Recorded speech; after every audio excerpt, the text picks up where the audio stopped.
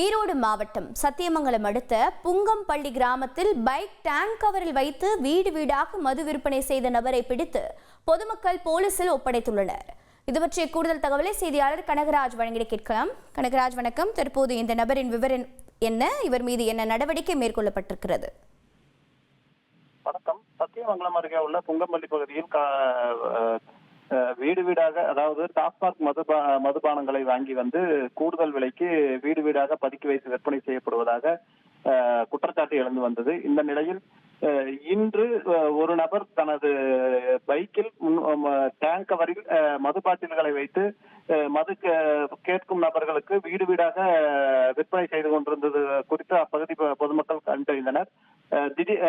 அப்பகுதி பொதுமக்கள் ஒன்று சேர்ந்து அந்த நபரை கையும் களவுமாக பிடித்து உடனடியாக புஞ்சை புளியம்பட்டி போலீசாருக்கு தகவல் தெரிவித்தனர். சம்பவ இடத்துக்கு விரைந்து வந்த போலீசார் அங்கு வந்து பார்த்தபோது அந்த நபர் தனது பைக்கில் மது பாட்டில்களை வைத்திருந்தது தெரிய வந்தது. இதையடுத்து விசாரணையில் அவரின் பெயர் பாலமுருகன் என்பதும் அவர் தொடர்ச்சியாக இப்பகுதிகளில் டாஸ்மாக் மதுபானங்களை கூடுதல் விலைக்கு வீடு வீடாக கொண்டு சென்று விற்பனை செய்து வந்தது தெரிய வந்தது. இதையடுத்து போலீசார் அவர் பயன்படுத்திய பைக் மற்றும் மது பாட்டில்களை பறிமுதல் செய்ததோடு அவர் மீது வழக்குப்பதிவு செய்து விசாரணை மேற்கொண்டு வருகின்றனர்.